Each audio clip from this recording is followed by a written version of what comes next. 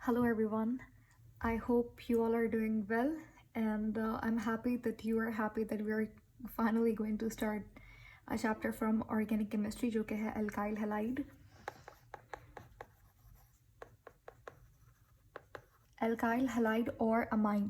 अब इस नई बुक के अंदर हमारे पास alkyl halide और amine दोनों जो है वो साथ करके दे दिया. amine का बहुत छोटा सा पार्ट है और वो आपके टेस्ट में इंक्लूडेड नहीं है, तो वो हम लोग आप वो वाला पार्ट नहीं पढ़ेंगे, बट अल्काइल हैलाइड हमारा फोकस होगा. Let's start. सबसे पहले हम लोग बहुत बेसिक से शुरू करते हैं, इंट्रोडक्शन करते हैं इस चैप्टर का कि देखो अल्काइल हैलाइड का मतलब क्या है. अल्काइल और हैलाइड देखो, पहले तो स्पेलिंग सही कर लेंगे. Alkyl halide. अच्छा, अल्काइल जो है आपको पता है अल्काइल किसे कहते हैं, ठीक है. अच्छा, आज जो है you can open your mics if you want to, और you can use the chat box to give the answers because I want it to be as interactive as possible. ठीक है, तो जी अल्काइल अब हमने नॉमेनक्लेचर पढ़ा था. वहाँ पे आपको याद है हम लोग जो मेन चेन थी उसके साथ अटैच करते थे ब्रांच, रेडिकल जिसको बोलते थे, ठीक है. तो वही रेडिकल को हम लोग अल्काइल बोलते हैं, ठीक है. इसको डिनोट किया जाता है आर से. इसका फॉर्मूला अगर हम बताएं तो किसी को पता है इसका फॉर्मूला क्या होगा इस आर का? Yes. Ji, CnH2n+1. H2n+1. Is that right? Yes.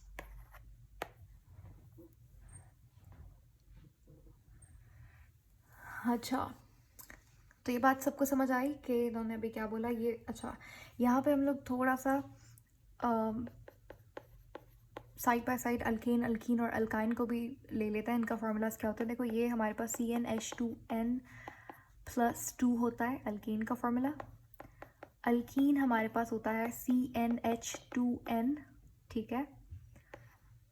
उसके बाद अल्काइन हमारे पास होता है CnH2n-2. और अगर हम बात करें साइक्लो अल्केन की, ठीक है, तो ये भी CnH2n होता है. ये आपको चीज़ें याद करनी होंगी, ठीक हो गया. उसके बाद अब क्योंकि हमारा टॉपिक अल्काइल हैलाइड है तो हम इस पर फोकस करेंगे. तो ये जो अल्काइल है यहाँ पे हमारा फॉर्मूला क्या हो जाएगा, CnH2n+1, ठीक है. अल्केन क्या होता है, +2 होता है, लेकिन अल्काइन क्या हो जाएगा, +1. इसका मतलब क्या है, क्या मैं ये कह सकती हूँ कि अल्केन में से जब आप एक हाइड्रोजन को निकाल देते हैं तो वो हमारे पास अल्काइन बन जाता है. बिल्कुल ऐसा ही है, राइट. तो अल्काइल हैलाइड जो है बेसिकली वो किससे ड्राइव हुआ है. अगर आपसे पूछे अल्काइल हैलाइड कहाँ से ड्राइव हुआ है तो अल्केन से ड्राइव हुआ है. उसके बाद इसका जो सेकंड पार्ट है वो है हैलाइड. हैलाइड हम बोलते हैं जब भी हेलोजन का कोई आयन बनता है तो उसको हैलाइड कहते हैं, ठीक है. हेलोजन की का मतलब क्या है, जब कोई 7th ग्रुप का एलिमेंट है उसे हेलोजन कहते हैं. हेलोजन का मतलब होता है सॉल्ट फॉर्म करने वाला. The word halogen literally means salt forming element. जैसे कि हमारे पास ग्रुप 7 में कौन कौन से एलिमेंट्स होता है,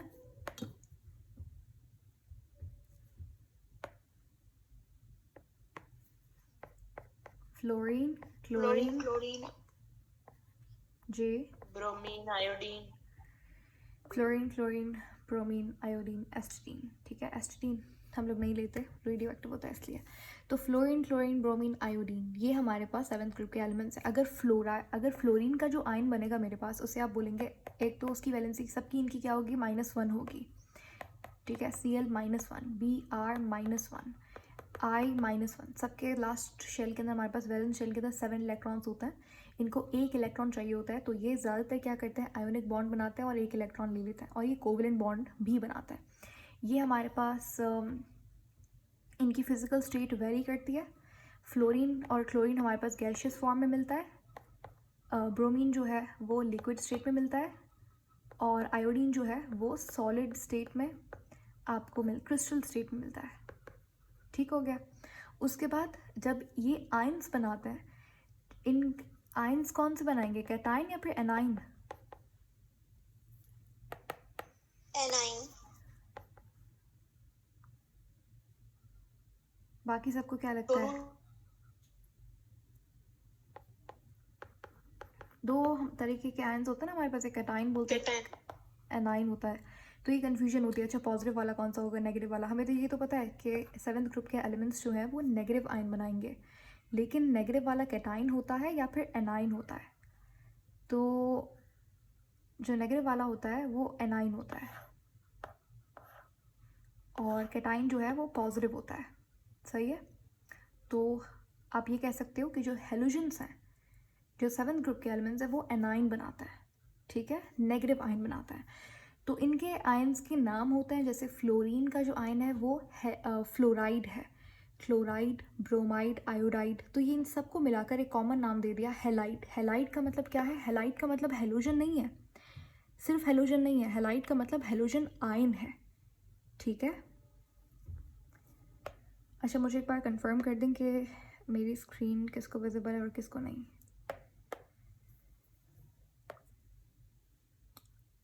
डन। यहाँ तक मतलब टॉपिक हमारे पास नाम समझ आ गया।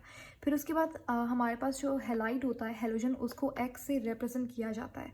तो एल्काइल को आर से करेंगे, हैलाइड को एक्स से करेंगे। तो क्या मैं इसको आर एक्स लिख सकती हूँ? ठीक हो गया। उसके बाद एल्काइल हैलाइड का इतना तो समझ आ गया आपको। अच्छा एल्काइल हैलाइड का मतलब क्या है? एल्काइल रेडिकल प्लस हैलाइड आइन, हैलाइड या फिर हेलोजन आइन, उससे आप कहते हो alkyl halide.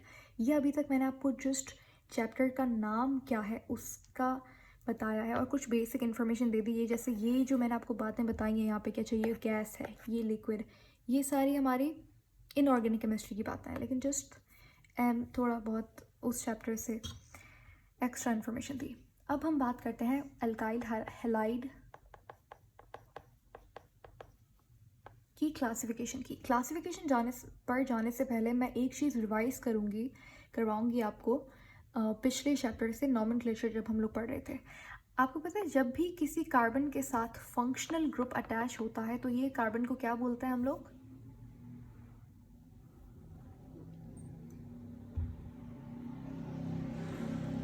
Alpha carbon. Exactly. Radical नहीं, इस कार्बन को हम बोलेंगे अल्फा कार्बन। सही हो गया।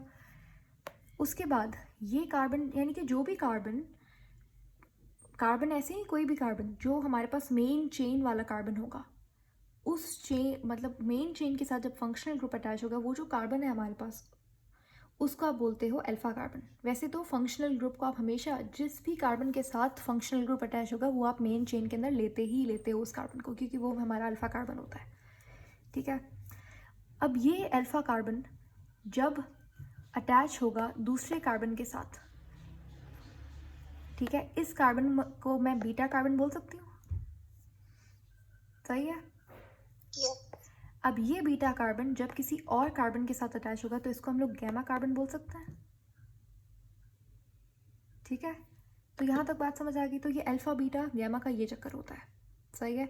उसके बाद टर्म्स आती हैं प्राइमरी, सेकेंडरी, टर्शरी। वो क्या है? देखो ये जो टर्म्स मैंने आपको बताई ना, प्राइमरी, सेकेंडरी, टर्शरी, क्योंकि आगे जाके हमारे इस टॉपिक से रिलेटेड हैं, तो इसलिए मुझे लगता है कि बहुत इंपॉर्टेंट है कि आपको इनके बीच में फ़र्क पता होना चाहिए। अल्फ़ा बीटा गैमा अलग चीज़ है, प्राइमरी, सेकेंडरी, टर्शरी अलग चीज़ है, इनको कंफ्यूज नहीं करना। देखो अल्फ़ा कार्बन के टाइप्स होते हैं प्राइमरी, सेकेंडरी और टर्शरी, समझ रहे हैं? तो अल्फ़ा बीटा गैमा अलग है। अल्फ़ा के फिर टाइप्स होते हैं प्राइमरी, सेकेंडरी, टर्शरी। अब मुझे यहाँ पे काम नहीं है बीटा और गैमा का, तो इसको हम लोग कर देते हैं रिमूव। मुझे सिर्फ चाहिए अब अल्फ़ा कार्बन। तो हम लोग नेक्स्ट पेज यूज़ कर लेते हैं। ये हमारे पास कार्बन है, फंक्शनल ग्रुप से अटैच्ड है। इस कार्बन को हम लोग क्या बोलेंगे? Alpha carbon. Alpha. Good, alpha carbon हो गया। अब जब ये अल्फा कार्बन किसी एक कार्बन से अटैच होगा तो ये हमारे पास जो मॉलिक्यूल, जो कंपाउंड बनेगा, इसको हम बोलेंगे प्राइमरी, सही है। जब भी आपका अल्फा कार्बन किसी एक कार्बन के साथ अटैच्ड हो वो होता है प्राइमरी स्ट्रक्चर। क्लियर, सिंपल सी बात। उसके बाद जब हम दोबारा से अल्फा कार्बन बना लेते हैं, एक सेकेंड, ये कंप्लीट कर लें and then I will take your questions. जब ये अल्फा कार्बन दो कार्बन के साथ अटैच होता है तो इस स्ट्रक्चर को आप बोलते हैं सेकेंडरी सेकेंडरी कार्बन, ठीक है। सेकेंडरी जो भी हमारे पास जहाँ पे फंक्शनल ग्रुप पे डिपेंड करते हैं, फॉर एग्जांपल ये मेरे पास OH है, अल्कोहल है, तो इसको मैं बोलूँगी सेकेंडरी अल्कोहल, ठीक है। तो अल्फ़ा कार्बन पे डिपेंड करता है कि सेकेंडरी होगा, प्राइमरी होगा या फिर टर्शरी होगा। एक और चीज़ जो मैंने यहाँ पे मिस कर दी बताना, प्राइमरी कार्बन जो भी होगा उसको आप 1 डिग्री भी कह सकते हो, इसे आप इस तरीके से लिखते हैं। इसी तरीके से जो सेकेंडरी होगा उसे आप 2 डिग्री कह सकते हैं। और यहाँ पे हमारे पास ये अल्फ़ा कार्बन अगर मेरे पास 3 और कार्बन से अटैच्ड है तो फिर यहाँ पे हम इस कार्बन को बोलेंगे 3 डिग्री या फिर टर्शरी कार्बन। क्लियर? अच्छा आप बताएं, any questions? I was asking, आपने बोला था कि alpha carbon will attach with क्या बोलते हैं एक कार्बन के, तो फिर वो तो बीटा कार्बन होगा। ओके, यहाँ पे देखो, अगर हमारे पास जो कंपाउंड है वो इस तरीके से है, मेरे पास एक हम लोग एग्जांपल लेते हैं, ये मेरे पास फंक्शनल ग्रुप है जो कि अटैच्ड है कार्बन से,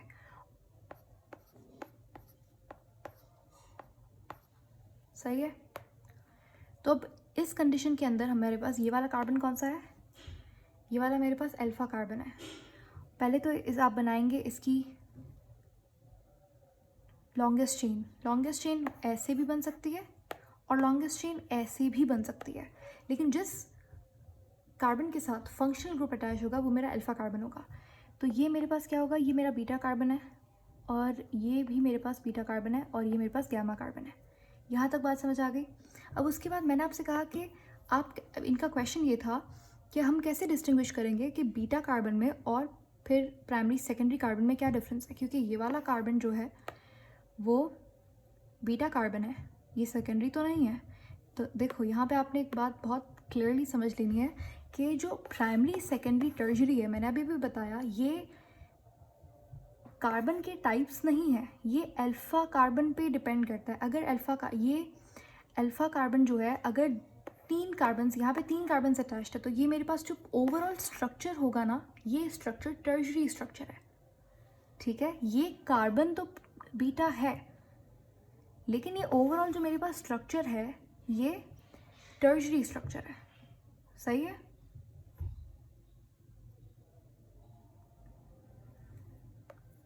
एक और एक स्ट्रक्चर से थोड़ा सा इसको और समझ लेते हैं। अगर मेरे पास कुछ इस तरीके का स्ट्रक्चर है, सिंपल स्ट्रक्चर बनाते हैं हम, ये फंक्शनल ग्रुप अटैच्ड है।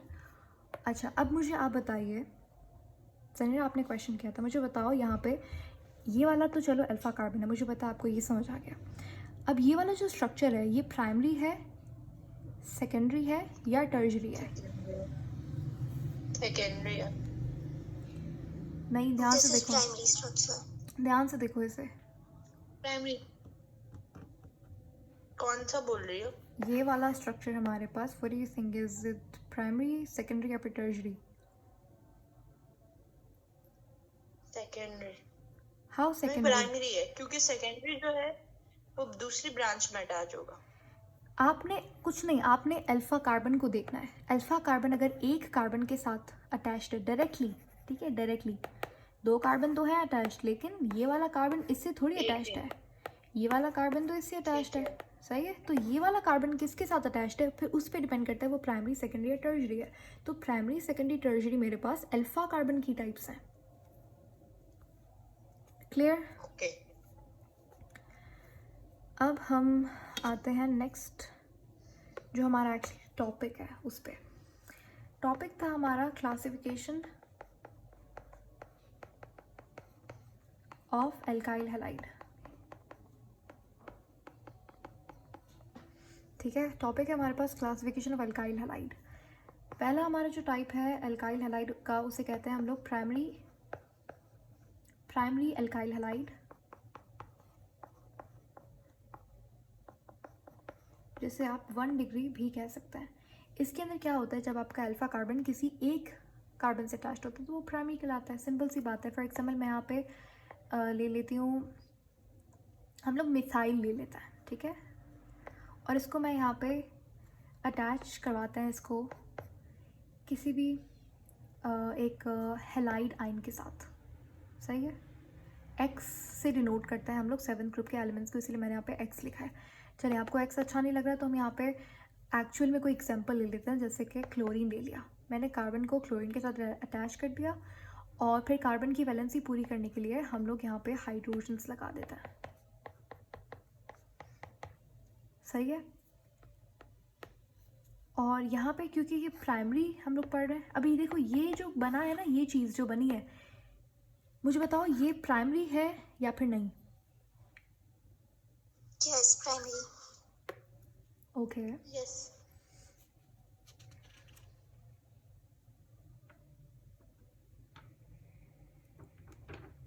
सबका आंसर प्राइमरी है।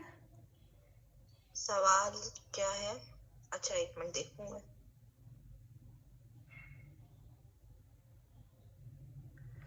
ओके, नहीं, ये प्राइमरी नहीं है। सही है, सेकेंडरी है ये सेकेंडरी भी या नहीं है, टर्शरी है? ये टर्शरी भी नहीं है। ये क्या है? देखो, मैंने आपसे सिंपल सी बात है, आपने जस्ट याद रखना है जो मैंने अभी बताया है कि भाई अल्फ़ा कार्बन को देखोगे, आपको कोई और कार्बन दिख रहा है इस स्ट्रक्चर में? प्राइमरी कब होता है? प्राइमरी जब होता है जब अल्फ़ा कार्बन किसी एक कार्बन के साथ अटैच्ड हो। यहाँ पे आपको कोई और कार्बन दिख रहा है? नो। तो ये प्राइमरी अल्काइल हैलाइड नहीं है। ये जो हमारे पास स्ट्रक्चर बना है ये एक एक्सेप्शन है। ये अलग से इसका जो नाम है वो ये सिंपल मिथाइल हैलाइड है। This is not primary structure. ठीक है, एक बात आपने ये समझ ली। तो मिथाइल हैलाइड, फिर primary alkyl halide, secondary alkyl halide और टर्शियरी अल्काइल हैलाइड। अब हम लोग primary alkyl halide why not methyl chloride halide? हाँ, अब यहाँ पे क्लोराइड लिख लो। Chloride methyl halide. Chloride methyl halide नहीं, ये हैलाइड जनरल टर्म होती है। यहाँ पे फ्लोराइड भी आ सकता है, क्लोराइड भी आ सकता है, क्योंकि यहाँ पे क्लोरीन है अटैच, तो मैंने आपको यहाँ पे क्लोराइड लिखना होगा। लेकिन क्लोराइड मिथाइल हैलाइड ऐसे नहीं लिखेंगे। ठीक है, मिथाइल क्लोराइड होगा। आपने पढ़ा होगा ना, ये तो सारी नॉमेनक्लेचर वाली बातें हैं। जनरल नेम एक होता है जनरल नेम, जैसे कि इसका जनरल नेम हम लोग लिख सकते हैं एल्काइल हैलाइड। ठीक है, अगर इस स्ट्रक्चर को मैं देखूं तो यहाँ पे एल्काइल क्या है? एक कार्बन है, एक कार्बन को मिथाइल बोलेंगे। और हैलाइड कौन सा है मेरे पास? क्लोराइड, तो मिथाइल क्लोराइड। क्लियर? यस। अब हम आते हैं, अब एक्चुअली जो टॉपिक है मैं हमारा उसको पढ़ते हैं। ओके, तो ये आपको समझ आ गया कि मिथाइल हैलाइड अलग होता है, प्राइमरी अल्काइल हैलाइड अलग होता है। प्राइमरी अल्काइल हैलाइड का मैं यहाँ पे स्ट्रक्चर बनाती हूँ। ये हमने कोई भी एक्स ले लिया, यहाँ पे मैं आर की चेन लगा रही हूँ और ये वैलेंसी कंप्लीट की। ये मेरे पास जो स्ट्रक्चर है ये हमारे पास प्राइमरी अल्काइल हैलाइड है। आर की जगह पे आप अपनी पसंद का कोई भी कार्बन ले सकते हो। आपको क्या लेना है? इथाइल लेना है, मिथाइल लेना है, प्रोपाइल लेना है, क्या लेना है? व्हाट डू यू वांट के आर क्या हो यहाँ पे? इथाइल। इथाइल, ओके जी, इथाइल ले लेते हैं यहाँ पे। ये हमने इथाइल ले लिया और यहाँ पे चले हैलाइड कौन सा लें? फ्लोराइड। अब मुझे बताइए ये प्राइमरी है क्या है? This is primary. प्राइमरी। ठीक है, क्योंकि अल्फा कार्बन हमारे पास एक कार्बन के साथ अटैच था। ये वाले कार्बन के साथ ये वाला अल्फा कार्बन तो नहीं अटैच्ड, तो ये प्राइमरी है। प्राइमरी, सही है। ओके, ये हमारे पास क्या हो जाएगा? इसका नाम क्या होगा? Primary propyl fluoride. क्लियर? लेकिन यहाँ पर अगर हम सेकंड कार्बन देखें, जो बीटा कार्बन है हमारे पास, वो तो 2 कार्बन के साथ अटैच्ड है, तो वो तो 2 डिग्री या सेकेंडरी होगा। आप बोल रहे हो कि ये वाला जो बीटा कार्बन है ये 2 कार्बन के साथ अटैच्ड है और ये 2 डिग्री होगा। You are not getting me. मैंने अभी आपको 3-4 बार बात पहले भी मेंशन की है, प्राइमरी, सेकेंडरी और टर्शियरी ये टाइप्स हैं अल्फा कार्बन की। आपने बीटा गैमा का तो देखना ही नहीं है ना। Okay, got it. ठीक है, आपने सिर्फ अल्फा कार्बन को देखना है। Hopefully you got it, good. अब हम आगे चलते हैं। सेकेंड हमारे पास बिल्कुल वैसे ही है, थर्ड भी हम लोग यहीं बना देते हैं। सेकेंड हमारे पास कौन सा है भाई? Secondary alkyl halide. अच्छा, मैं एल्काइल लिखते हुए एल भूल जाती हूँ तो प्लीज़ पर्डन फॉर दैट। उसके बाद हमारे पास एक है टर्शरी अल्काइल हैलाइड। अच्छा, सेकेंडरी अल्काइल हैलाइड का, सेकेंडरी अल्काइल हैलाइड मैंने आपको ऑलरेडी समझा दिया। इसको आप 2 डिग्री भी बोल सकते हैं, इसको आप 3 डिग्री भी बोल सकते हैं। सेकेंडरी अल्काइल हैलाइड में हमारे पास, आप मुझे बताएंगे इसका नाम क्या होगा?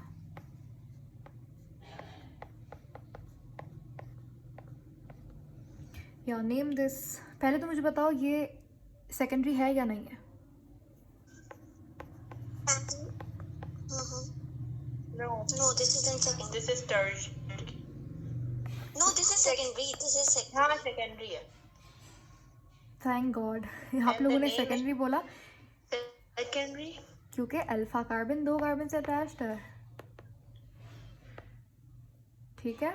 या इसका नाम बताइए। 2 fluoride pentyl. Pentyl fluoride. Secondary pentyl fluoride.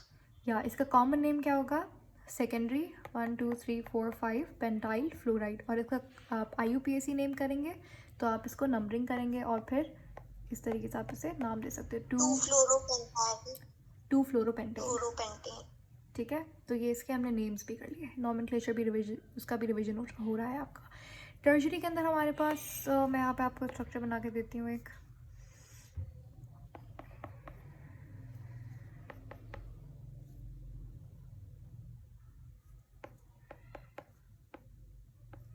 अच्छा मुझे बताइए ये हमारे पास कौन सा स्ट्रक्चर है, प्राइमरी, सेकेंडरी या फिर टर्शरी? Secondary. बाकी नहीं, primary. सबको क्या लगता है? ओके, प्राइमरी, सेकेंडरी, ये है secondary. Secondary, okay. Secondary. रिया आपने प्राइमरी बोला था, कैसे प्राइमरी होगा? ये अल्फा कार्बन है, अल्फा कार्बन एक कार्बन से और दूसरे 2 कार्बन से अटैच है, तो ये सेकेंडरी होगा, सही है?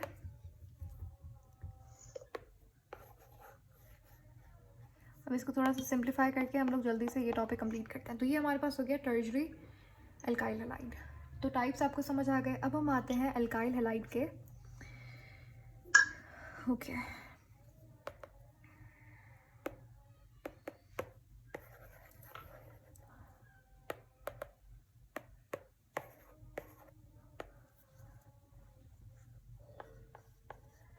अब हम आते हैं इसके स्ट्रक्चर पे। अल्काइल हैलाइड का स्ट्रक्चर कुछ एक, हम लोग सिंपल अल्काइल हैलाइड ले रहे हैं, ठीक है? मिथाइल हैलाइड ले लेते हैं। मिथाइल हैलाइड मेरे पास सबसे सिंपलेस्ट अल्काइल हैलाइड है, ठीक है? अगर इसका स्ट्रक्चर देखें तो आप मुझे बताइए, यहाँ पे सबसे पहले तो यहाँ पे हमारे पास सेंट्रल एटम कौन सा है? Carbon. यस, सेंट्रल एटम हमारे पास कार्बन है। और सराउंडिंग एटम्स कौन सा है? Hydrogen.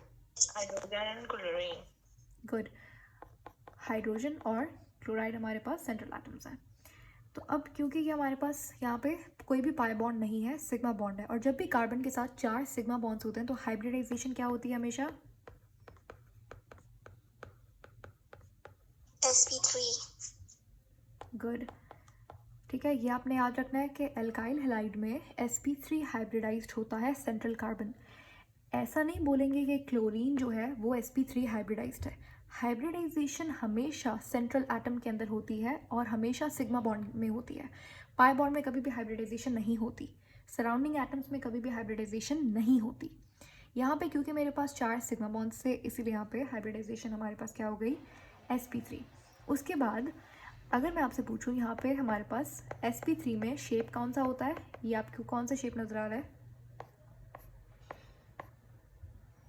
Tetrahedral. यस, ये हमारे पास टेट्राहेड्रल शेप है, ठीक है? ये हमारे पास शेप जो है वो टेट्राहेड्रल है।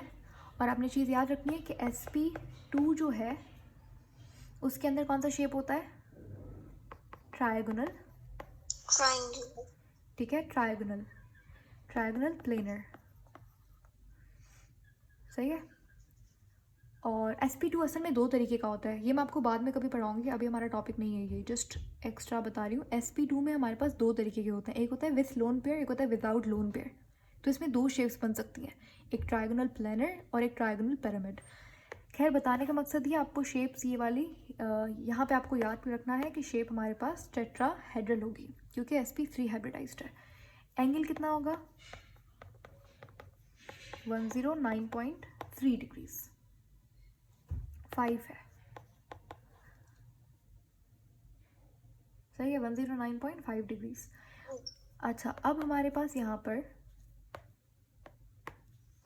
अगर आप देखेंगे हाइड्रोजन और कार्बन, अब कार्बन मेरे पास sp3 है, sp3 हाइब्रिडाइज्ड है। अब दो तरीके का बॉन्ड आपको नज़र आ रहा है, एक कार्बन और हाइड्रोजन के दरमियान में और एक कार्बन और क्लोरीन के दरमियान में। कार्बन हमारे पास sp3 है, यहाँ पे भी sp3 है, चारों बॉन्ड जो कार्बन बना रहा है वो अपनी तरफ से sp3 हाइब्रिडाइज्ड sp3 बॉन्ड बना रहा है, ठीक है। हाइड्रोजन जो है उसका कौन सा हमारे पास यहाँ पे ऑर्बिटल इन्वॉल्व हो रहा है, sp d कौन सा, s p x p y कौन सा, S p ठीक है s हो रहा है, p तो होता ही नहीं, कार्बन के पास एक ही इलेक्ट्रॉन होता है ना उसके पास, तो इसीलिए हमारे पास यहाँ पे s है, ठीक है। तो कार्बन और हाइड्रोजन में कौन सा बॉन्ड है, sp3 एंड s, सही है। अगर हम बात करें कार्बन और क्लोरीन की तो कार्बन तो sp3 ही रहेगा, लेकिन क्लोरीन जो है हमारे पास उसका कौन सा है,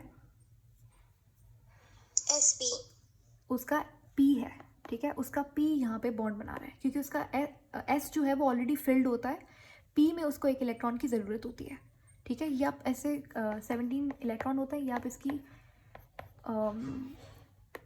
इलेक्ट्रॉनिक कॉन्फ़िगरेशन करके आसानी से निकाल भी सकते हो, सही है। और यहाँ पे आप पता ये कैसे बनता है, sp3 sp2?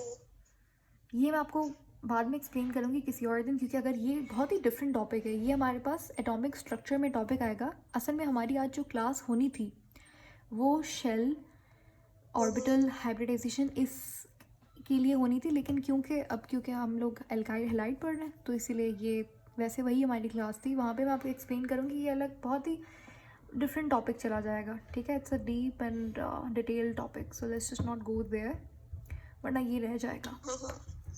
खैर अभी आप याद कर लो कि आपको याद है हमने, मैं फिर भी बता देती हूँ, हमने इलेक्ट्रॉनिक कॉन्फ़िगरेशन सीखी थी, Yes.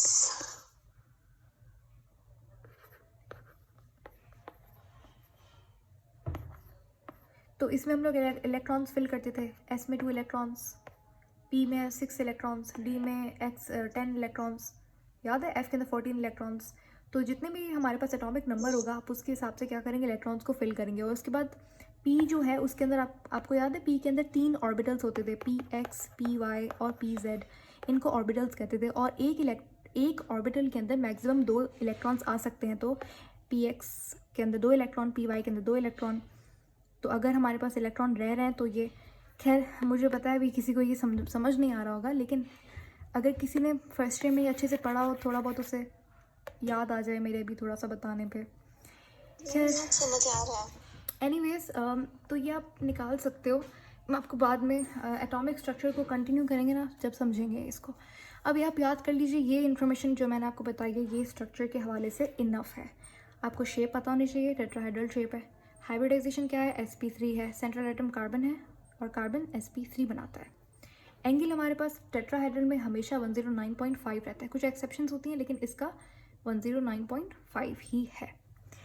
अगर मैं आपसे पूछूं, अच्छा जो कार्बन हाइड्रोजन है वो sp3s है और कार्बन और क्लोरीन जो है वो sp3p है, इसमें से स्ट्रॉन्ग कौन है, कार्बन हाइड्रोजन का बॉन्ड स्ट्रॉन्ग है या फिर कार्बन और क्लोराइड का बॉन्ड स्ट्रॉन्ग है? Carbon and hydrogen. ओके, बाकी सबको क्या लगता है?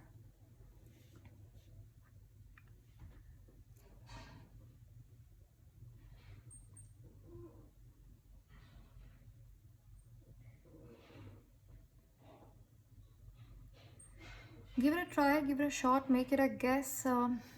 Make a guess if you don't know. Can you repeat the question? Carbon, chlorine. I said carbon hydrogen का स्ट्रॉन्ग बॉन्ड होगा या फिर कार्बन और क्लोरीन का स्ट्रॉन्ग बॉन्ड होगा। अभी किसी ने बोला कार्बन और क्लोरीन का, तो ये बिल्कुल ठीक बात है, कार्बन क्लोरीन का ज़्यादा स्ट्रॉन्ग होगा bond sorry, as compared to carbon और हाइड्रोजन, क्योंकि पी के अंदर, याद रखिएगा, पी के अंदर ओवरलैपिंग ज़्यादा होती है, ठीक है, और ओवरलैपिंग जिसके अंदर ज़्यादा होगी उसके अंदर बॉन्ड फॉर्मेशन भी ज़्यादा होगी, ठीक है। तो यहाँ पे कार्बन और क्लोरीन का ज़्यादा स्ट्रॉन्ग बॉन्ड होगा as compare to carbon and hydrogen.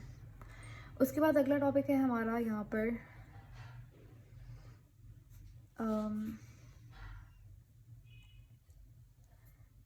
मैं यहाँ से भी आपको बता देती हूँ जो मुझे लगता है इम्पॉर्टेंट पॉइंट्स हैं। तो देखो, ये एल्काइल हैलाइड का यहाँ पे इन्होंने इंट्रोडक्शन दिया हुआ है। एल्काइल हैलाइड्स वो ऑर्गेनिक कंपाउंड्स होते हैं जो कि हाइड्रोकार्बन से ड्राइव्ड होते हैं। जब आप एक अल्केन में रिप्लेस कर दोगे एक हाइड्रोजन को एक हेलोजन एटम के साथ, उसको आप एल्काइल हैलाइड बोलेंगे। ये लाइन सबको समझ आ गई, सिंपल। उसके बाद जनरल फार्मूला मैंने आपको बता दिया क्या होता है जनरल फार्मूला, CnH2n+1 जो कि एल्काइल का है, और X जो है वो हैलाइड को डिनोट कर रहा है। आप इसे RX भी बोल सकते हैं, जहाँ पे X जो है वो हेलोजन के लिए है और R जो है वो एल्काइल के लिए है। एन एल्काइल हैलाइड प्राइमरी भी हो सकता है, सेकेंडरी भी हो सकता है और टर्शरी भी होता है। मैंने आपको तीनों बता दिए हैं।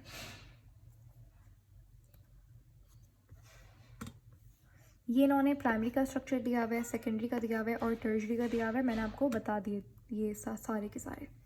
तो हेलो अल्केन्स में भी मोनो, डाई, ट्राई और पॉली हेलो अल्केन्स। देखो, अगर मैं एल्काइल हैलाइड बोलूँ तो alkyl halide also known as halo alkanes. Halo alkanes आप IUPAC नेम होता है इनका, जनरल नेम होता है, और एल्काइल हैलाइड कॉमन नेम होता है, ठीक है। दोनों सेम ही बात है, एल्काइल हैलाइड बोलो या फिर halo alkanes, both are same. तो ये हमारा इंट्रोडक्शन यहाँ पे हो गया। यहाँ तक बात सारी समझ आ गई आपको। अब हम जाते हैं इसके फिजिकल प्रॉपर्टीज़ पे। अगर हम बात करें,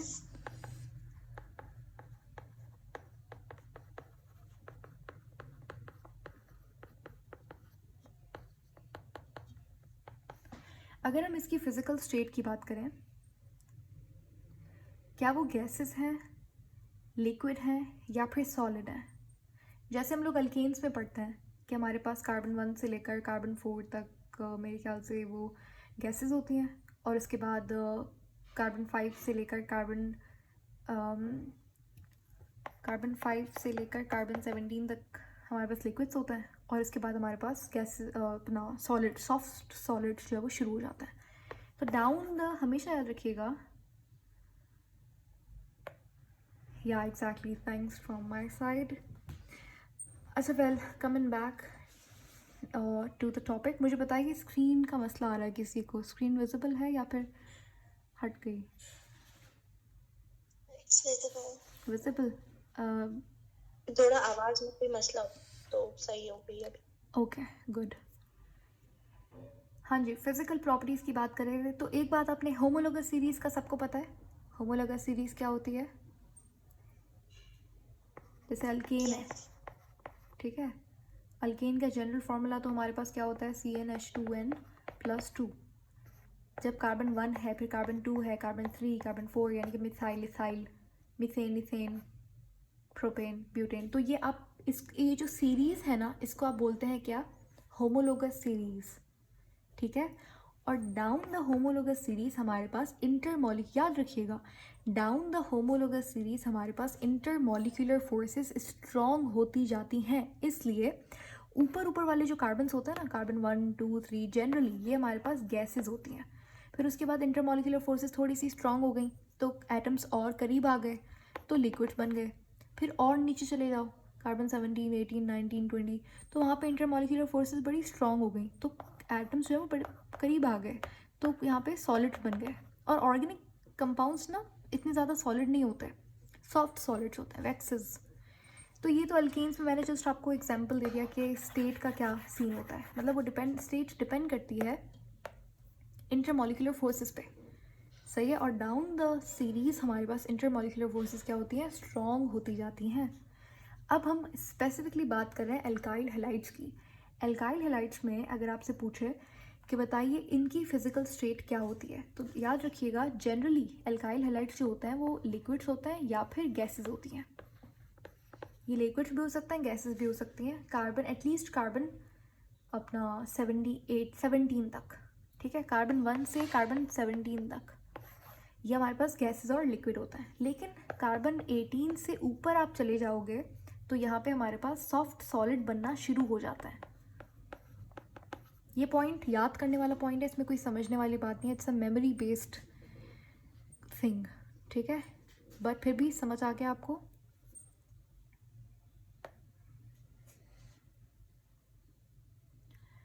यस। Done, clear. अच्छा मुझे बताइए ये हमारे पास सेकंड जो क्वेश्चन है वो है, पानी के अंदर सॉल्युबल होता है या इनसॉल्युबल होता है? Soluble. Soluble. Insoluble. Good, soluble होता है, ठीक है, why? Because they'll have polar charges. Good, ठीक है भाई, ये कह रहे हैं कि पोलर चार्जेस होता है। फॉर एग्जांपल मैं यहाँ पे बना देती हूँ, ये हम लोग मिथाइल हैलाइड बना देते हैं, ठीक है, फ्लोरीन पे नेगेटिव चार्ज, कार्बन पे पॉजिटिव चार्ज, यानी कि चार्जेस आ रहे हैं और ये पार्शियल चार्जेस होंगे, सही है। तो ये पोलर कोवलेंट बॉन्ड है, कोवलेंट बॉन्ड है तो चार्जेस होंगे तो पोलर बन जाएगा कंपाउंड, और हर पोलर कंपाउंड वाटर में सॉल्युबल होता है क्योंकि वाटर खुद एक पोलर कंपाउंड है, ठीक है।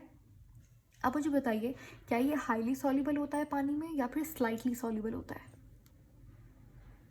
Slightly. स्लाइटली सॉल्युबल, क्योंकि इनका इलेक्ट्रोनेगेटिविटी डिफरेंस इतना ज़्यादा नहीं होता।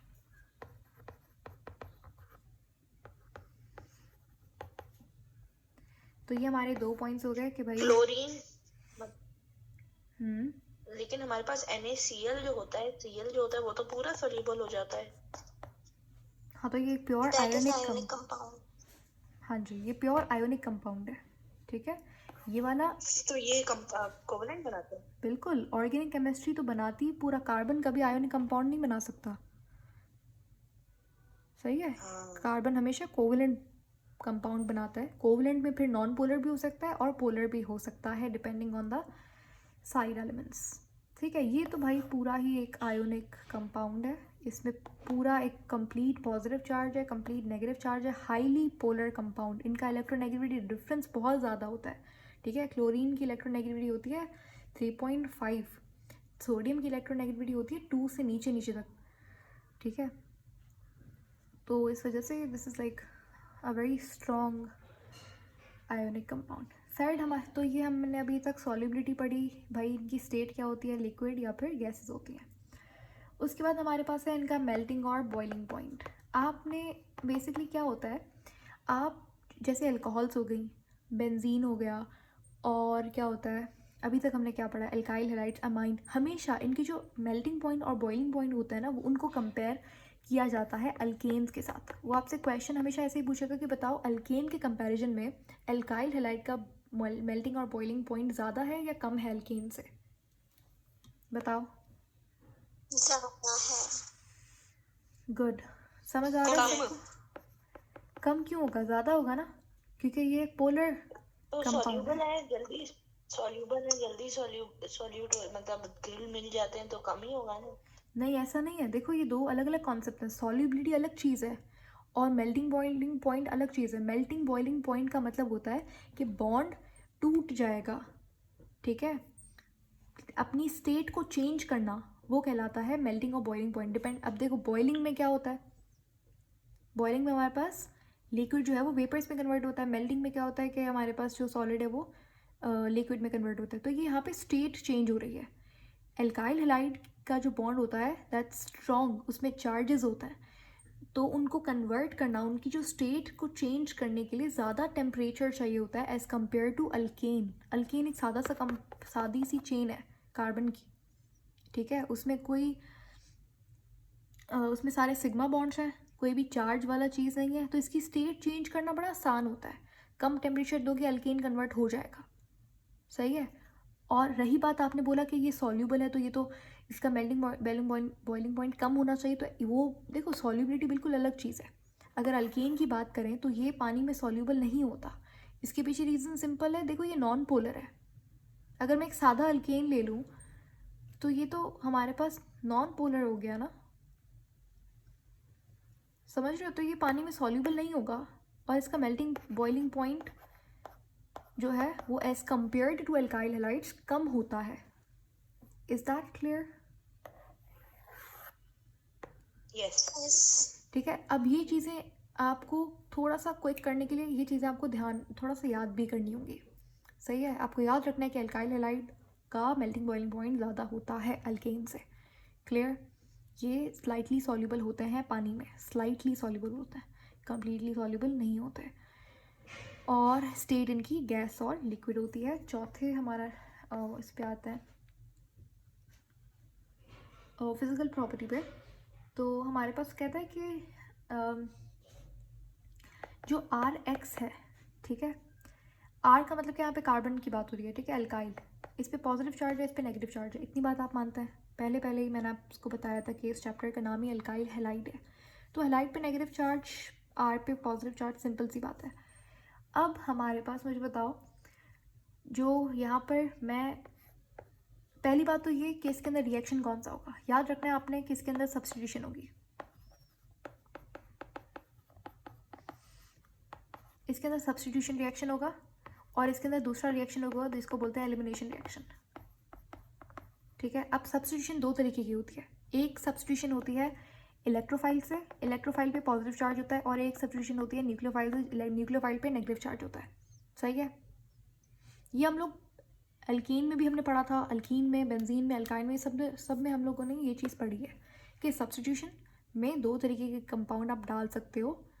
एक इलेक्ट्रोफाइल जिस पे पॉजिटिव चार्ज होता है और एक न्यूक्लियोफाइल जिस पे नेगेटिव चार्ज होता है. कुछ कंपाउंड्स, कुछ ऑर्गेनिक कंपाउंड सिर्फ और सिर्फ इलेक्ट्रोफाइल से रिएक्शन करते हैं, कुछ न्यूक्लियोफाइल से रिएक्शन करते हैं, और कुछ दोनों से भी करते हैं, और कुछ दोनों से ही नहीं करते. जैसे कि अल्केन, अल्केन इससे भी नहीं करता और इससे भी नहीं करता. सही है. अल्केन सब्स्टिट्यूशन तो करता है लेकिन वो फ्री रेडिकल से करता है. याद आ रहा है? थोड़ा बहुत याद आ रहा है? अल्केन में हमने पढ़ा था कि अल्केन जो है वो फ्री रेडिकल सब्स्टिट्यूशन करता है. Yes. है ना. अल्कीन जो है वो जैसे बेंजीन है हमारे पास और अल्कीन है, वो इलेक्ट्रोफिलिक सब्स्टिट्यूशन करता है.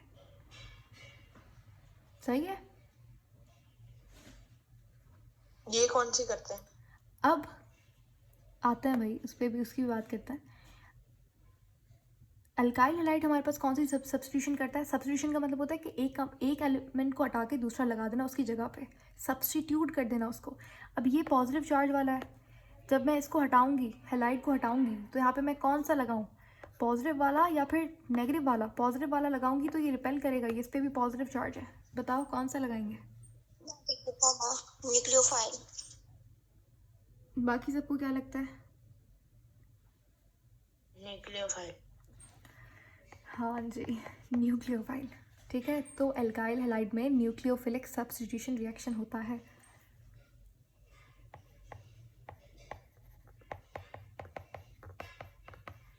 इसमें न्यूक्लियोफिलिक सब्स्टिट्यूशन होती है. अगर आपसे पूछे alkyl halide is a dash, तो आप क्या कहेंगे? Electrophile, nucleophile, both of them, none of these? Electrophile.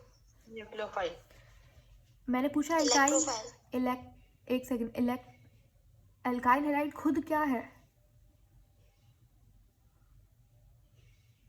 Electrophile. हाँ. बाकी नन ऑफ दीज. नहीं, ये खुद जो है वो इलेक्ट्रोफाइल है. ठीक है. क्या मतलब? ये खुद इलेक्ट्रोफाइल है, तभी तो इसके अंदर न्यूक्लियोफिलिक सब्स्टिट्यूशन होती है.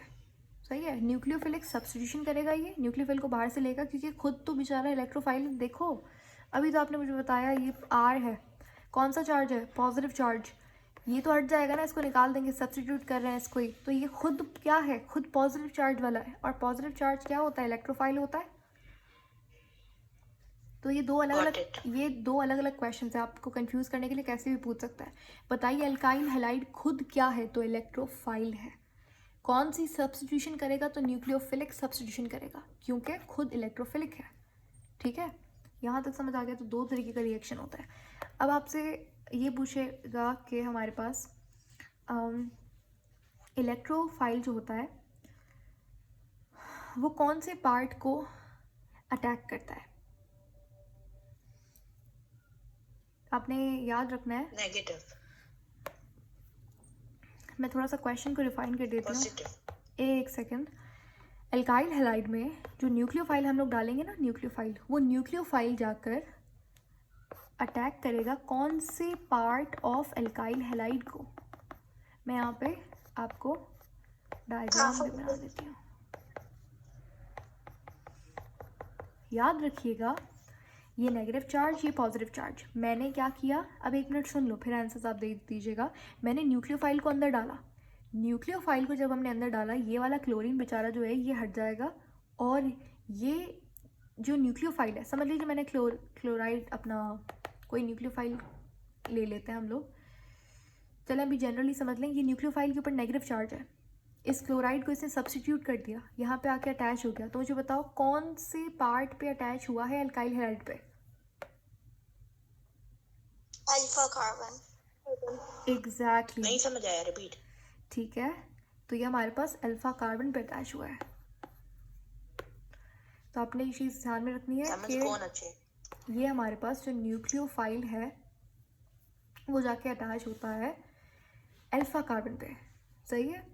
जिस कार्बन पे क्लोराइड लगा हुआ है उस कार्बन को अल्फा कार्बन बोलेंगे। ये क्लोराइड जो है वो सब्स्टिट्यूट हो जाता है इस न्यूक्लियोफाइल से, तो ये न्यूक्लियोफाइल ओवरऑल कहाँ पे जाके अटैच हो रहा है भाई? अल्फा कार्बन पे, सही है।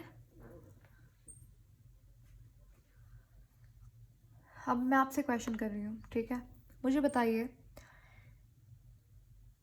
एल्काइल हैलाइड के अंदर कौन सी सब्स्टिट्यूशन होती है? Nucleophilic substitution.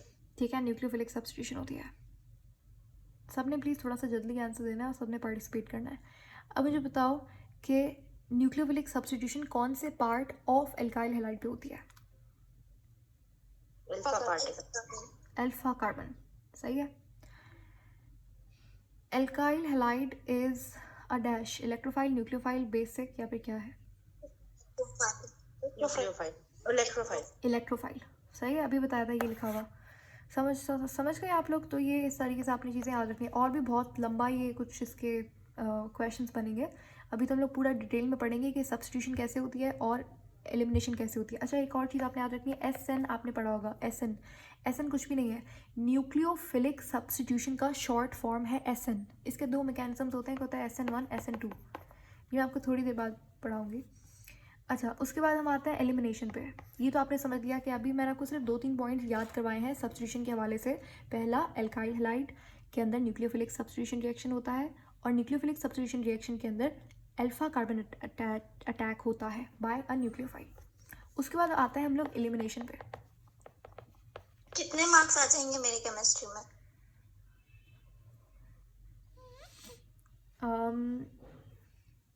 So far you are doing इस good, एटीट्यूड में 0। and I think so far you are doing good, so you'll get good marks. ठीक है, अभी तक I think you are performing very well, you have given good answers, सारे सही है जवाब दिया आपने, बाकी सब ने भी ऑलमोस्ट। खैर, वापस आते हैं टॉपिक पे। सेकंड हमारे पास एलिमिनेशन रिएक्शन होता है। एलिमिनेशन का मतलब क्या है कि एक पूरा हमारे पास जो कंपोनेंट है, जो पार्ट है एल्काइल हैलाइड का, वो एलिमिनेट हो जाता है, ठीक है, हमेशा। अब यहाँ पे मसला ये है कि कौन सा पार्ट एलिमिनेट होता है। तो देखो, ये मैं यहाँ पे स्ट्रक्चर बना रही हूँ, कोई भी हम लोग सिंपल सा एक एल्काइल हैलाइड ले लेते हैं।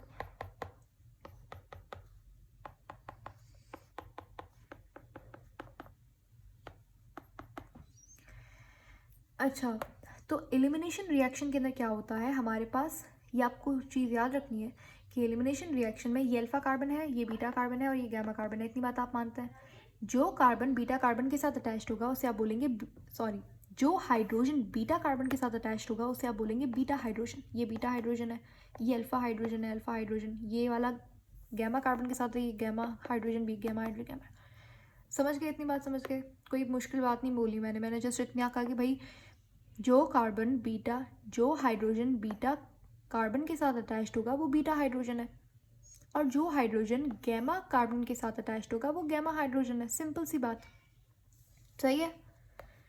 तो एलिमिनेशन रिएक्शन के अंदर हमेशा एल्काइल हैलाइड में जब भी एलिमिनेशन रिएक्शन होता है तो ये जो बीटा हाइड्रोजन है ये एलिमिनेट होता है,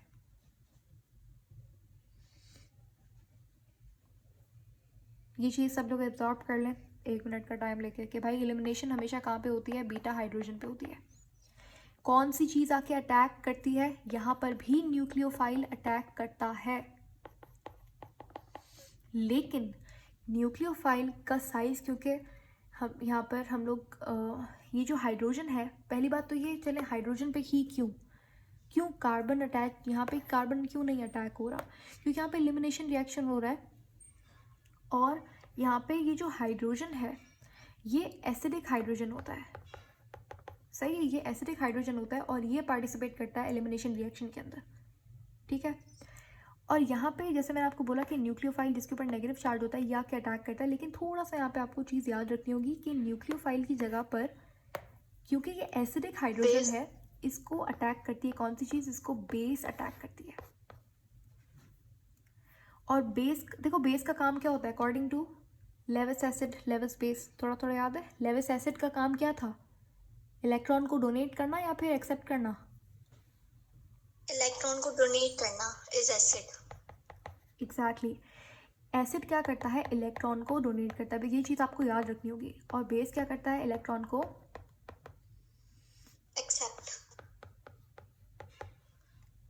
को एक्सेप्ट करता है। तो हमारे पास जो बेस होती है उसके ऊपर नेगेटिव चार्ज होता है, सही है, और एसिड के ऊपर पॉजिटिव चार्ज होता है। ये बात समझ आ गई? ठीक है, यस। तो इसलिए हमारे पास, क्योंकि देखो ये वाला जो हमेशा याद रखिएगा, एल्काइल हैलाइड में जो कार्बन होंगे ना वो आपने खुद मुझे भी बताया कि एल्काइल हैलाइड खुद क्या है, इलेक्ट्रोफाइल, न्यूक्लियोफाइल, इलेक्ट्रोफाइल। तो एल्काइल हैलाइड पे पॉजिटिव चार्ज है, सही है, तो यहाँ पे हमारे पास बेस अटैक करेगी या फिर एसिड, बेस अटैक करेगी, नेगेटिव चार्ज है उसके पास। चले अब हम लोग तो ये आपने एलिमिनेशन में क्या याद रखना है, आपने एलिमिनेशन में ये याद रखना है कि एलिमिनेशन रिएक्शन के अंदर बीटा हाइड्रोजन अटैक होता है और कहाँ पे कौन सी चीज़ अटैक करती है, बेस अटैक करती है। चलें क्वेश्चंस करते हैं यहाँ पे, बताइए मुझे कि एल्काइल हैलाइड खुद क्या है, इलेक्ट्रोफाइल। एल्काइल हैलाइड के अंदर जो एलिमिनेशन रिएक्शन होता है वो कौन से कंपोनेंट ऑफ एल्काइल हैलाइड पे होता है, hydrogen, beta hydrogen. Beta hydrogen पे क्यों होता है, एसिडिक है। एग्जैक्टली, बीटा हाइड्रोजन एसिडिक है। एक और चीज़ मैं एक्स्ट्रा बता रही हूँ यहाँ पे, जो हमारे पास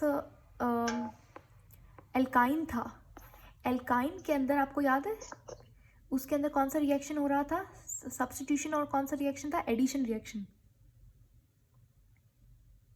याद है? नहीं याद। ठीक है, नहीं याद तो याद कर लीजिए कि एल्काइन के अंदर हमारे पास सब्स्टिट्यूशन रिएक्शन भी होता है और एडिशन रिएक्शन भी होता है, सही है। और इसके अंदर सब्स्टिट्यूशन कैसे होती है भाई, इसके अंदर बाय बॉन्ड है, इसके अंदर होना एडिशन रिएक्शन चाहिए, लेकिन सब्स्टिट्यूशन कैसे हो रही है, क्योंकि एल्काइन जो है उसमें भी एसिडिक हाइड्रोजन होता था, इसलिए इसके अंदर सब्स्टिट्यूशन रिएक्शन होती थी। तो एल्काइन का हाइड्रोजन भी एसिडिक हाइड्रोजन कहलाता है, ठीक है। थोड़ी सी एक्स्ट्रा बात थी लेकिन याद होना चाहिए आपको, पिछले चैप्टर्स को भी ध्यान थोड़ा सा दिमाग में रखना है। अच्छा, नेक्स्ट क्वेश्चन, लास्ट क्वेश्चन आपसे पूछना है, बताइए हमारे पास जो बीटा, चलो इंग्लिश में करते हैं इसको, कि एक पूरा क्वेश्चन है आपके पास कि beta hydrogen of alkyl halide is substituted by which component? Alpha nucleophile. No, nucleophile. Nucleophile base, not nucleophile. Nucleophile different है, बेस डिफरेंट है, इन दोनों में फ़र्क है, मैं बताती हूँ क्या, लेकिन आपने याद रखना है बेस अलग है, न्यूक्लियोफाइल अलग है, सही है। नेगेटिव चार्ज तो होता है इस पर, लेकिन ये दोनों अलग अलग चीज़ है, न्यूक्लियोफाइल अलग चीज़ है, बेस अलग है। Base is not a nucleophile, base is different, nucleophile is different. So if I say beta hydrogen is substituted by dash in alkyl halide, nucleophile, base, both of them, none of these, base not nucleophile। या फिर अगर आप बोल रहे हो अच्छा base तो nucleophile है तो आप बोथ करके आ गए, नहीं, न्यूक्लियोफाइल डिफरेंट है, बेस डिफरेंट है, क्या फ़र्क है पड़ता है, थोड़ा सा यहीं पे बता देती हूँ, स्पेस है यहाँ पे भाई, दोनों पे नेगेटिव चार्ज है। अभी तो चैप्टर हमने नहीं, अभी इस चैप्टर के अंदर देखो मैंने आपको बेसिक पढ़ा दिया। सब्स्टिट्यूशन क्या होती है? न्यूक्लियोफिलिक सब्स्टिट्यूशन होती है। कहाँ पे होती है? अल्फा कार्बन पे होती है। कौन करता है? न्यूक्लियोफाइल करता है, ठीक है। दूसरा रिएक्शन कौन सा है? एलिमिनेशन। एलिमिनेशन में क्या होता है? बीटा हाइड्रोजन अटैक होता है। कौन करता है? बेस अटैक करती है। तो मैंने आपको बेसिक पढ़ा दिया है। अब इसके बुक के अंदर रिएक्शंस लिखे हुए हैं, अगर वो रिएक्शंस हम आज नहीं भी कवर कर पाते तो आप रिएक्शन देख लीजिएगा, ठीक है। क्योंकि याद करने वाले रिएक्शंस जो आपको लगता है अच्छा ये इंपॉर्टेंट है तो वो आप याद कर लीजिएगा। बाकी अगर आप याद करेंगे तो याद करने की, सारे रिएक्शंस को याद करने की ज़रूरत नहीं है, जस्ट मेन रिएक्शंस को आपने दिमाग में रखना है। बाकी मुझे लगता है आपका बेसिक अगर क्लियर हो जाता है इस चैप्टर में है ही दो चीज़ें। एक आपको पता होना चाहिए सब्स्टिट्यूशन क्या है और एलिमिनेशन क्या है, और दोनों के मैकेनिज्म्स। अभी देखते हैं अगर फिजिक्स क्लास होती है आपकी तो फिर हम लोग नहीं करते, नहीं होती तो मैं आपको मैकेनिज्म भी पढ़ा देती हूँ, SN1 SN2। अगर वो आप कर लेते हैं मैकेनिज्म्स, फिर आपका ये चैप्टर ऑलमोस्ट कंप्लीट हो जाएगा। फिर आप खुद से जो है वो रिएक्शंस कर लीजिएगा, otherwise it will be completed. अच्छा ये सुन लो, उसके बाद हम लोग उस पर भी डिस्कशन कर लेते हैं कि क्लास का क्या करना है। अच्छा मुझे बताइए बेस और न्यूक्लियोफाइल में क्या डिफरेंस है? पहले तो डिफरेंस है या नहीं है, येस और नो? यस, बेस एक्सेप्ट करता है और न्यूक्लियोफाइल एग्जैक्टली, दोनों में डिफरेंस है, ठीक है। तो बेस क्या करती है? इलेक्ट्रॉन को एक्सेप्ट करती है। अच्छा आपने बोला बेस इलेक्ट्रॉन को एक्सेप्ट करती है, न्यूक्लियोफाइल भी इलेक्ट्रॉन को एक्सेप्ट करता है, इसलिए उसके ऊपर भी नेगेटिव चार्ज है। तो ये तो रीज़न नहीं होगा, ये तो फ़र्क नहीं है दोनों में। पहला सवाल मैंने आपको ये समझ आ गया कि अच्छा दोनों डिफरेंट है, दोनों सेम नहीं है, लेकिन ये फ़र्क देखो, ये भी एक्सेप्ट करता है इलेक्ट्रॉन को और ये भी एक्सेप्ट करता है इलेक्ट्रॉन को। अच्छा इसको थोड़ा सा आपने कॉन्सेप्ट सही कर लेना है। हाँ जी, ये चीज़ आपने ध्यान में रखनी है। आपने भी ठीक बोला था कि न्यूक्लियोफाइल जो है ना वो एक्सेप्ट नहीं, वो डोनेट करता है इलेक्ट्रॉन को। यस सही है। हरगिज़ इस पे, हालांकि इसके ऊपर नेगेटिव चार्ज तो होता है, इसका मतलब ये इसने एक्सेप्ट कर लिया, लेकिन इसका मतलब ये नहीं होता। देखो ऑर्गेनिक के अंदर हमारे पास जो ये न्यूक्लियोफिलिक रिएजेंट होता है ना, अब इसके ऊपर नेगेटिव चार्ज इसलिए क्योंकि इसके पास इलेक्ट्रॉन डेंसिटी बहुत ज़्यादा होती है, तो ये इलेक्ट्रॉन को डोनेट करता है, ठीक है। मेन डिफरेंस इन दोनों के दरमियान में क्या, इसके ऊपर भी अच्छा ऐसे नहीं समझ आ रहा, थोड़ा सा कंफ्यूजिंग हो रहा है, तो इसको सिंपल कर लेते हैं। और बेस के ऊपर भी नेगेटिव चार्ज है, न्यूक्लियोफाइल के ऊपर भी नेगेटिव चार्ज है, लेकिन इन दोनों में मेन डिफरेंस क्या है? मेन डिफरेंस ये है कि जो न्यूक्लियोफाइल होता है उसकी साइज़ बड़ी होती है और जो बेस होती है उसकी साइज़ बहुत छोटी होती है, सही है। स्मॉल साइज, लार्ज साइज, ठीक है। इसीलिए एक तो रीज़न इसका ये भी है क्योंकि इसकी लार्ज साइज़ होती है तो ये इलेक्ट्रॉन को क्या करता है? डोनेट करता है। बेस की साइज़ क्या होती है? छोटी होती है, तो ये इलेक्ट्रॉन को क्या करता है? एक्सेप्ट करता है, ठीक है। बेस इलेक्ट्रॉन को एक्सेप्ट करता है और न्यूक्लियोफाइल के ऊपर होता नेगेटिव चार्ज है, लेकिन ये इलेक्ट्रॉन को क्या करता है? डोनेट करता है, क्योंकि साइज़ बहुत बड़ी होती है। मुझे बताओ ये पॉइंट अगर आपको क्लियर हो गया तो बहुत आपका, हाँ बहुत सारी चीज़ें आपको आगे समझ आ जाएंगी।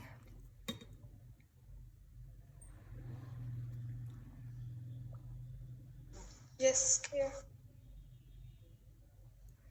क्लियर?